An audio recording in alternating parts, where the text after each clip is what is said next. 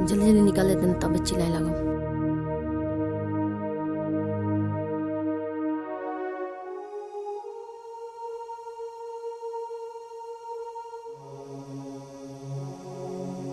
कहा खोर तोरी भाभी अभी ने खाना नहीं बनोली का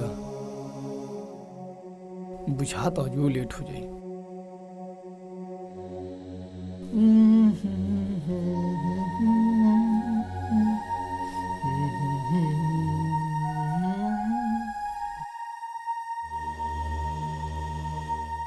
हो गई नहीं अब तैयार। भाभी खानवा बन गेलो, लेट करो अभी का आजू। हाँ आ गई, नहीं रुक जाई। जल्दी करो भाभी, अब पिछवा जाके लेट होता। बस हो गया 2 मिनट रुक जाई। बुझाता आज बिना खोले जाए पड़ी।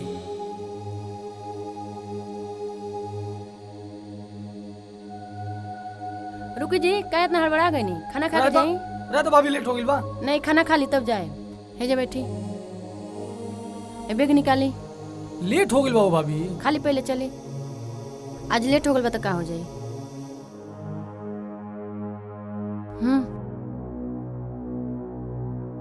रह दो भाभी, अब लेट होता। रह दो, हमरा तो कैसे बिना खैले चल जाए। चली खाई।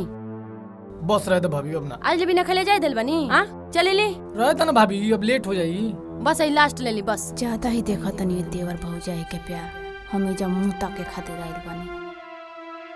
रह दो भाभी, अब ना पानी ले आवता नहीं। हमरा के का पसंद बा का नहीं भाभी के सब पता बा। तू सीखा इनसे। हमके बताए तब ना पता रही। इनके तो नहीं बतौले, फिर ही कैसे जान गई बड़ी। अच्छा ठीक बा भाभी, चल लेट हो गई बा हमरा। ठीक बा, आराम से जाए। ठीक बा भाभी। आ गए भैया। हाँ बाबू आ गए। अच्छा ठीक बा भैया, तो हम चलो तनी। अच्छा ठीक बा, जा तड़ो। हाँ ठीक बा, आराम से जाइयो। हाँ ठीक बा, बढ़िया से जाइयो। अच्छा भैया। तब हो देवर जी के खाना वाना हो गइल बा, तो हमरो के चाय मिली। अच्छा ठीक बा, रुकी लेके आओ। जा लेके आओ। इनके कहीं ज्यादा प्यार मुसीबत ना बन जाए। ई तो नया नया आयल बिया, एक का मालूम बा कि हमार माई बाप ना रहले, तब से के माई बाप के तरह हमनी के जाने नहीं जा। हे भगवान, सोच के हमरा डरे लागता, पता नहीं आगे चल के का होई का ना होई। जब देखो तब ही मुंह फुला लेती है। हे भगवान, हमारा परिवार के रक्षा करिए। सुने एक बात बताओ तनी, छोटका से तनी दूरी बना कर रहो। अच्छा ठीक बा, हम जाते बाबू कपड़ा धोवे, खाना खाए कोई तो बोल दो। अच्छा ठीक बा, हमरा कहीं काम बा, हम जा तनी। आइम तो हम खाना खाएब। हम आज उन कहनी हो पर गौर करी हो। ठीक है, जा जल्दी जाए। हम जाते तब तक बोले जा। अपने पति के चिंता नहीं के, भूखे जा चाहे चाय पी के जा, कोनो परवाह नहीं के। आ दूसरे के मर्द के बड़ी इनके चिंता रहता, कब खाता ने कब नहीं। अभी नौटंकी देख देख के हमारा रद्द हो गइल बा। अब इनके जवाब हमके दे ही पड़ी। ढेरे चिपकताड़ी। अब एक बार देख लेते हैं तब इनके हम बताते हैं बढ़िया से।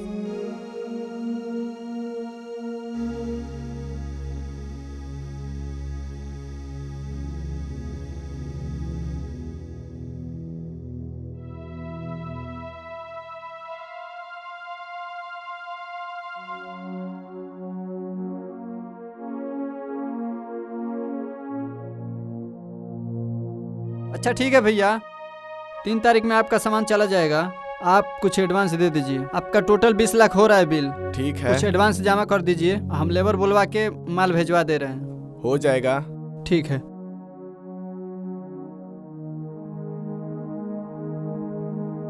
सर ये लीजिए चेक 10 लाख का। दीजिए। अच्छा ठीक है भैया, आप निश्चिंत रहिए, कल माल पहुंच जाएगा आपके पास। ठीक है। ठीक है सर। ठीक है सर, चलते हैं। ठीक है, ओके।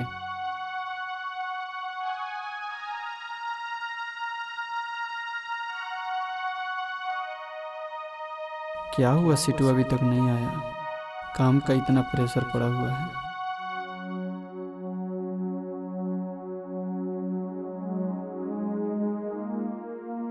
हेलो। हाँ सर नमस्कार। नमस्कार, बोलिए। सर हम हरका से बोल रहे हैं, हमको 15 फुट पाइप चाहिए। जी मिल जाएगा। हाँ सर, 15 फुट का कितना रुपये हो जाएगा? आपके पास में ऑफिस में बात कर लीजिए। अच्छा सर जी, कितने रुपये फुट चल रहा है? 110 रुपये चल रहा है। ठीक है सर, तब शाम को आ रहे हैं। ठीक है ठीक है। ओके सर, बहुत बहुत धन्यवाद। ओके।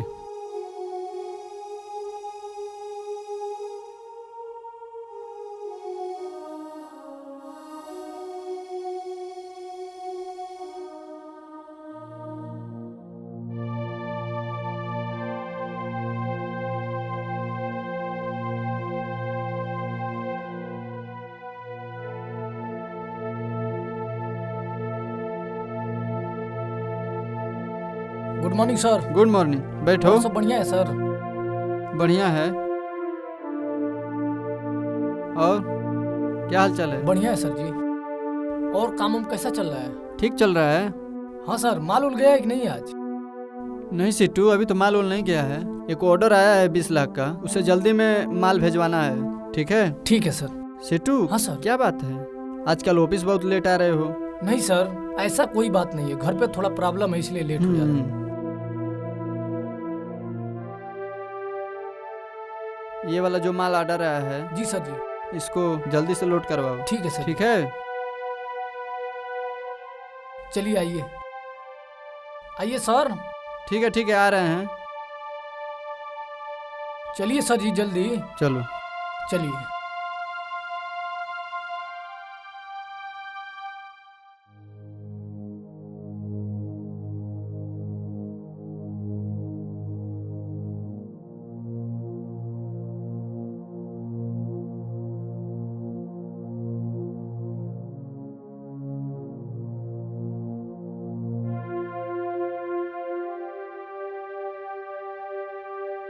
हैपो मारो, हैपो पकड़ो पकड़ो, हेने करो। अच्छा सिट्टू, जी सर। सुनो मेरी बात को ध्यान से। इन लोगों को, हाँ कासिम और अखिलेश को बुला लो। माल जो दिखा रहे हैं उसको लोड हाँ, करना हाँ, है वहाँ ठीक है पे। सर। बुलाओ। कासिम, हाँ सर। तुम दोनों लोग चलो यहाँ पे। ए जल्दी कहाँ आओ। पे सर? चलो जल्दी चलो। वहाँ पे माल लोड करना है। चलिए। आओ।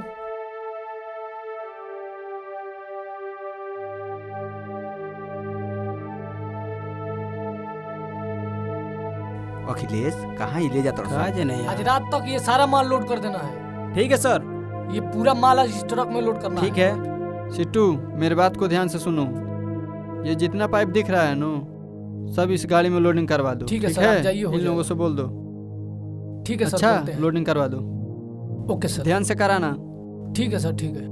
अखिलेश, जी सर बोलिए। ये जितना भी पाइप दिख रहा है ना, आज रात में इस ट्रक पर सारा माल लोड होना चाहिए। ठीक है सर, आप निश्चिंत रहिए, हम करवा देंगे। हाँ, क्योंकि कल ये माल हमको पहुंचाना है, भेजना ठीक है सर, आप निश्चिंत रहिए सर। हाँ, जल्दी से करो। ठीक ये है काम। सर। चलो।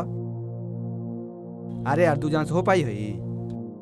अरे यार अखिलेश भाई, इतना बात है, उ साला गधा समझ रहा का अपनी के को पावली अपनी के? समझते नहीं खसो कुछ यार, लागत है जैसे कुछ बुझते नहीं खसो यार हमनी के। पैसा ऐसा पैसा नहीं खसो दे, आ काम कराओ तो सो दिन रात।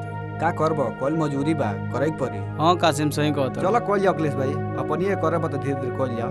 चलो चलो, अब तो करे के पड़ी यार, ने बहुत ज्यादा घाम बा, मन नहीं करत काम करे अखिलेश भाई। चलो मैं करो ना।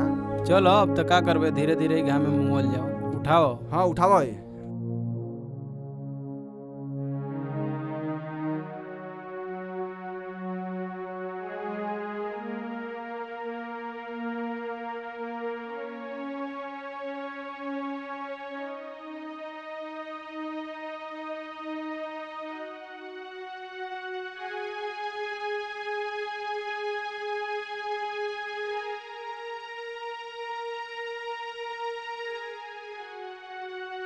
चलो, हई माल तो आज लोड हो गइल बा। हई काल लोड करवा दहली। चलो, बाकी सब तो काम निपट गइल। चलो, 10 लाख रुपया तो एडवांस हुई गइल बा। आज रात तक माल लोड हो जाई। रुको, आज भाभी से पूछी खाना में का बनता है।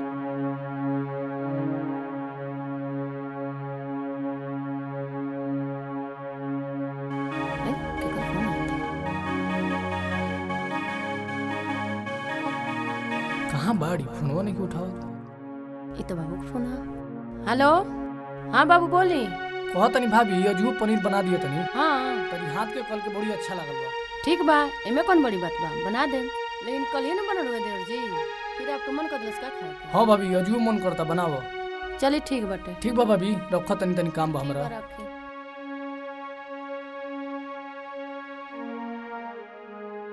आज ऐसन बनाए न ताकि उंगली चाटते रह जाए मुँह के। कालो से बढ़िया बनाए आज।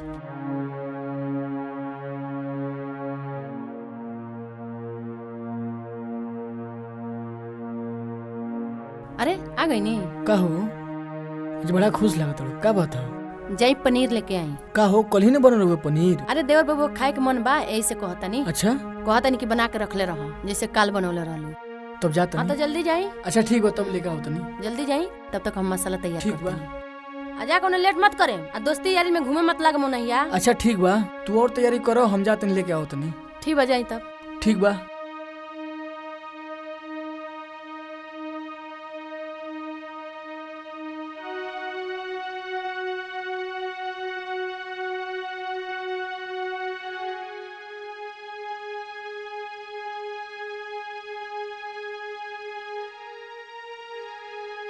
दीदी आय आज का बनी खाना में? अरे छोटकी आजू पनीरे बनी। काहे दीदी काल्हे न पनीर बनल रहा?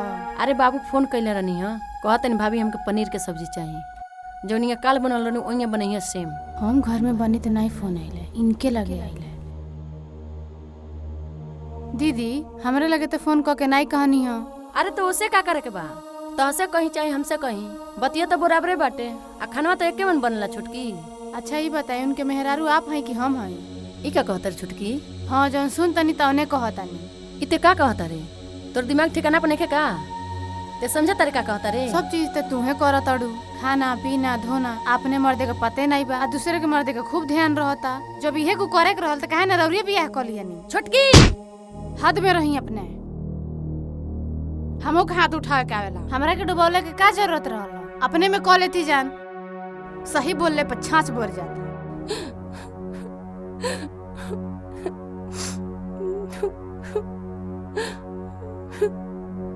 सुन ही बिना बेचैन रहली है।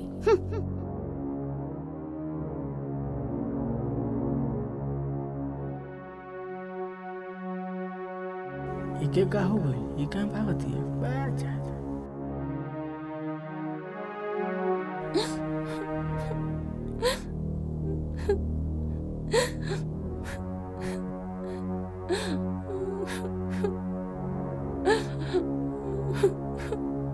अबे ये कहाँ गईली? ये कहाँ बाड़ू? का बात बा? छुटकियों को देखनी है मुंह फुला के गईली हो। जरूर ना कोनो बात बा।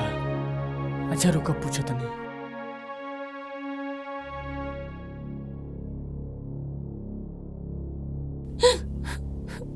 अरे का बोलो हो? काहे रो तड़ू? बोलो कुछ ना। अरे अरे बोला काहे रो तड़ू? का बोलो?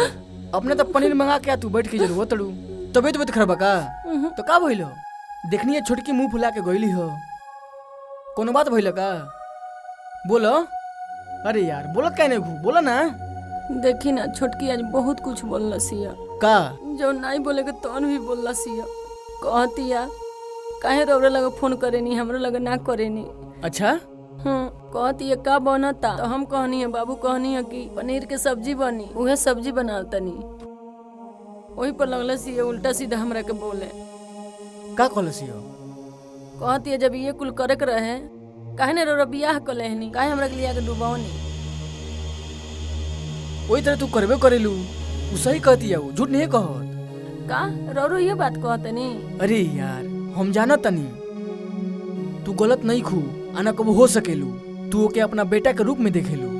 सबके बचपन जवानी तक ना रहेला, ई बात के तारा बुझे के पड़ी। तू ही एगो बात बताओ, उ कितनो बिया त नया नोहर को पतो ही बिया। कौनो मेहरारू आई अगर तू ये तरह करबू तो उ गलत सोची। समझ लू बात के? तू खुद सोच के देखो। आखिर हम जानतनी तू गलत कबू ना हो सकेलू। ई तू खुद सोच के देखो। जे तेरे छोटा बच्चा के प्यार कइल जाला तू बड़ के ना प्यार कर सकेलू? बताओ छोट में आ बड़ में फर्क नहीं है। आखिर तू कबले बात के समझबू? मानत काहे नहीं? हाँ जी शायद कुछ हमरे में गलती हो गई। अरे यार एगो प्यार के भी उम्र होला, ओकर एगो समय होला। ओकर समय बीत गइल बा। वो अब छोट नहीं खे, अब वो सियान हो गइल बा। बस वो तोहरे नजर में छोट बा हो, लेकिन हमरा नजर में और सबका नजर में वो सियान हो गइल बा। अब आइंदा आगे से ध्यान रहे। ठीक बा। हो चलो छोड़ा ये सब बात। जा पनीर लेके आइल बनी, बनावा खा जा।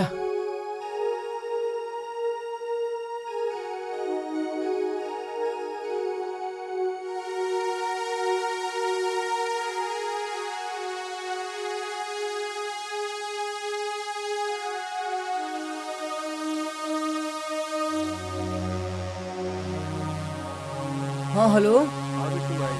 हाँ भाई नमस्कार। नमस्कार नमस्कार। का हाल बा? ठीक बा बिट्टू भाई। बोलो। आजकल कहाँ रहो? बस यार घर तो बानी। अच्छा ये बताओ पहले आओ तो बहू। हाँ बस अबे निकले हम कुछ में। अच्छा ठीक बा तन बात जल्दी। भइल बा। ठीक बा आओ ठीक तो बा आए हम जल्दी आए। ठीक बा ठीक बा ठीक बा।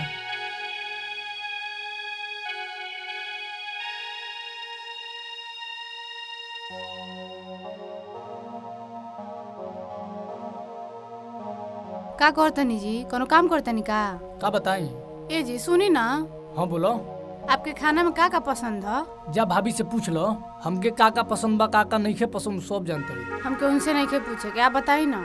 जाने यार उन्हीं से पूछ लो, हम ऑफिस के कोनो अर्जेंट काम करतनी, जा उन्हीं से पूछ लो। ना आप बताई। का भइल आज भाभी उठावे ना आईली, हमेशा आवेली। बताई ना, का सोचे लगनी? लागत तो भाभी का तबीयत नहीं है ना खराब, यही से ना आईली उठावे। बोली। रुको देखो तनी। अरे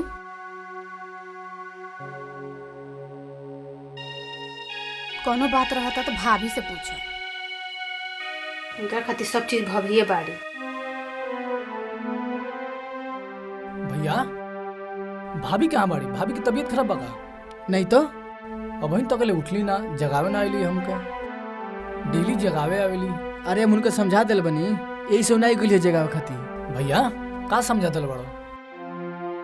देख छोटका, कल तोर भाभी भेजवी हमके पनीर लिया खातिर, गौवी पनीर लिया हाँ लिया के जैसे जात नहीं किचन में तो देखो तो नहीं तो तोर मेहर मुंह फुला के अंदर जाती है। आज जब इनकी आओ तनी देखे तो ये रो तड़ी। कहे भैया कोनो बात भी लगा? देख छोटका, तोर मेहरारू हमारे मेहरारू पर शक करती है कि तूनी में कोनो ना कोनो चक्कर बा। ई क्या कहत भैया? हम सही कहतनी, अब ओकरो सोचल सही बा।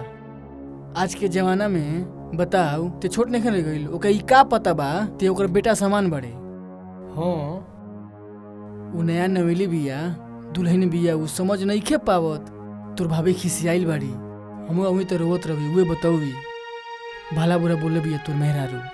अच्छा रुक जाओ, ओकरा सबे हम पूछत नहीं। जाए दो, कुछ बोलिए मत, ओके प्यार से समझई हो ना भैया, रुको पूछत हाँ नहीं। ठीक बा, जा कुछ बोलिए मत। ठीक बा।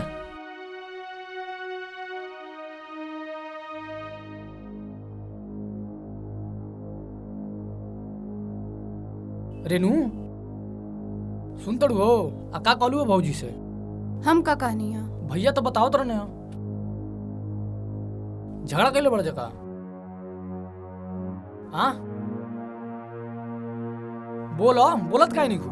मुंह में दही जामल बका? जन कहानी तन ठीक है न कहानी है, सब नौटंकी उनकर देखत रहनी है। बुझात रहल बियाह को के उ आइल बड़ी, हम ना हर चीज में आगे रहत रही, तनको समझ नहीं खे। सब चीज उन्हीं के पता रहता, हमके कुछ पते नहीं रहता। हमें जब फालतू में आइल बनी और सब पसंद उनके मालूम बा, हमके क्यों बताइबे नहीं करेला के का पसंद हो। तो आके कुछ पता बा? उ केतनो बाड़ी त हमर माई समान बाड़ी, बिना जानले कुछ बोल देतड़ू उनके। एक बात बताओ, तू चाहत का बाड़ू? अब तू नया नया बाड़ू, तू का जानतड़ू हमनी के बारे में? हमके बताए तब न पता रही। कोनो बात पूछे नहीं तो कहे नहीं भाभी से पूछी। तो आके कुछ पता बा? जब हम छोट रहनी त हमर मातारी बाप गुजर गइल लो ना, तो भैया और भाभी हमके पाल पोस के बड़ा कइले बाड़लो। जन हमके बचपन से पाल पोस के बड़ा कइले बा, तू वही पर दाग लगाओ तड़ू। हम कोनो दाग नहीं खी लगाओ, जन देखत न तौने कहतन। का देखले बाड़ू तू? ऐसन का देखले बाड़ू तू हमरे ऊपर शक कर तड़ू? का नहीं खी देखले, हम सब चीज तो देखते बानी। है तेरे ये मेहरारू के चक्कर में बुझाता हम पागल हो जाएगा। अच्छा सुनो, गुस्सा मत होगो, बैठा है जा, बैठो बैठो, एक बात बताओ तनी। अच्छा सुनो, रिसिया मत, ठीक बा? तू जैसन सोचा तारू वैसन बिल्कुल कोनो बात नहीं है। हम तोहसे प्यार करेनी, हमेशा तोही से करे। उ हमार माई समान बाड़ी। जब हम छोट रहनी न, तब से हमके पाल पोस के बड़ा कइले बाड़ी, बिना सोचे समझे के ऊपर शक ना कइल जाला। भैया भाभी की वजह से हमके माई बाप के कबो कमी ना महसूस होला। तू हमनी पर दुनू जनी पर झूठे शक करेलू। चलो चुपचाप से माफी मांग ला भाभी से, तुम समझ में आओ ता ना? ठीक बा जी, हमके माफ कर दी, हमसे बहुत बड़ा गलती हो गया, हमके कुछ पता नहीं रहल। माफी मांगे बनो तो हमारा से मत मांगो, जा भाभी से मांगो। चलो सोचो मत, चुपचाप से चल के माफी मांग लो। चली।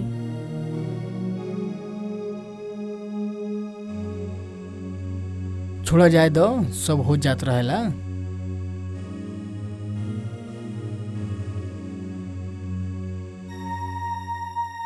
अरे का छोटका, कब हुई? का मुंह दिखा तड़ू? माफी मांगो। हमसे बहुत बड़ा गलती हो गई, हम कैसे नहीं कल चाहत रहलो। दीदी हमके माफ कर दी। बिना सोचे समझे हम आपके उल्टा सीधा बोल देनी है। जौन भी बात रौरा से कहले होके वो बात के दिल पे मत ले। वो सब अनजाने में हम बोली। हम ना जानी है दीदी, ये आपके माई के रूप में देखेनी। हम बहुत गलत सोच लियनी है। हाँ भाभी, ई ठीक कह तड़ी। इनके कुछ ना पता रहला, माफ कर दो। अरे तो हम नाराजे कहाँ रहनी है छोटकी। हो सकला हमरो में कोनो गलती होखे, लेकिन हाँ, देवर भौजाई के एगो पवित्र रिश्ता होला। महतारी समान एगो भौजाई देवर के देखेली। अरे तोरो सोचल सही बा, केहू देखी तो इहे कही, लेकिन हाँ, इंसान के कभी गलत ना सोचे के चाहिए। हो सकेला कि हमहू गलत होखे, हमरो के माफ कर दे। लेकिन चल ना, तो केहू के नजर में आदमी देखेला नु तो गलते कहेला। हाँ दीदी, सही कहतनी। लेकिन ऐसा कोनो बात नहीं है। ये हमार बेटा जैसे हई, हमको मालूम नहीं रहला दीदी। आ रहे यही से वहाँ के इतना माने नहीं। हाँ रे छोटकी, ये एकदम सही कहतड़ी। वो बचपन से अपना बेटा तरह मनले बड़ी, पोसले बड़ी। ऐसे ते के बोलले हो तो इनके बुरा लागल हो। बाकी वैसे ये अच्छा इंसान है। जब से ते बोलले बड़ी तब से आके रोते रहलिए खाली। छोड़ी जाए दी, एकरा नजरिए से अगर जो गलत लागल होखे तो बोल दिलस तई में बुरा का बा। अगर जो सुबह के भूला शाम के चली आओ घरे तो ओके भुलाइल ना कहल जाला। तो ठीक बा, वैसे आज बहुत खुशी की बात बा, तहनी के मिल गईला जा। हाँ ठीक बा। और ये ध्यान रहे, आज से तहनी के मिल मिला कर रहिया जा। अरे कब हम छोड़ले बहन थोड़ी कि छोड़ दे। आज जाते हैं जा हमनी के मार्केट, आज चिकन बनी, आज चिकन खाई जाए आज। जाई ले आई। ठीक बा, जा तहनी के तैयारी कर चल जा। छोटकी। जा चलो चल, भैया। आज बहुत खुश बानी हम। हम हूँ दीदी। चलिए तब हम तैयारी करेंगे। ठीक बा छोटकी। यही झगड़ा के बहाने तक कम से कम नाराजगी तो दूर हो गई। हाँ भैया, सही कह तड़ा। मालूम तो चल गई, हाँ गलतफहमी भी होकर दूर हो गई। हाँ भैया, चल आज चिकन ले आवल जाई। चलो। अब पूरा परिवार एक साथ बैठ के खाई। नाराज मत नाराज होइए नहीं भाई। भैया, चलो। तू ही बड़ा हमार दुनिया बा। चलो, बहुत आज खुशी की बात बा। हाँ भैया, चलो।